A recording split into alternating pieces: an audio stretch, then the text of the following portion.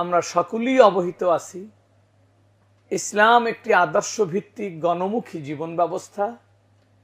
দিন ইসলাম দিন-এ কামেল, যা মানুষের গোটা জীবন তথা পার্থিব ও পরকালীন মুক্তির পথ নির্দেশ করে।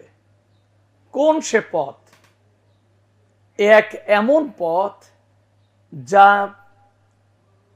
এফরাত তাফরিত, উগ্রতা শিথিলতা মুক্ত মধ্যপথ।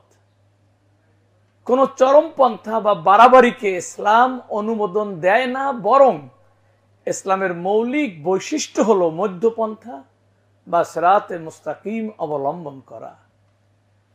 আল্লাহ তাআলা পবিত্র কোরআনে ঘোষণা করছেন, ওয়ান্না হাযা সিরাতি মুস্তাকিমান, জেনে রাখো নিঃসন্দেহে এই দিন ইসলাম আমার মনোনীত মধ্যপন্থা।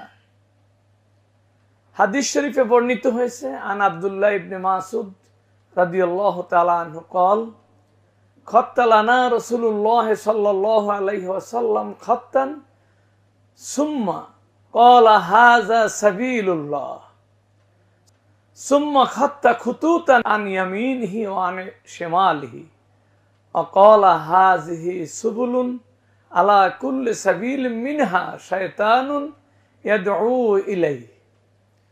হযরত আব্দুল্লাহ ইবনে মাসউদ রাদিয়াল্লাহু তাআলা আনহু হতে বর্ণিত, একদা রাসূল করিম সাল্লাল্লাহু আলাইহি ওয়াসাল্লাম একটি সরল রেখা টেনে ইরশাদ করলেন, এটা আল্লাহর রাস্তা।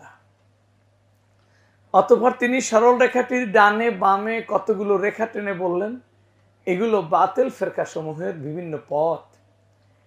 এই পথ সমূহের প্রত্যেকটি পথে শয়তান উপবিষ্ট রয়েছে, যে মানুষদেরকে ওই ভ্রান্ত পথের দিকে আহ্বান করতেছে।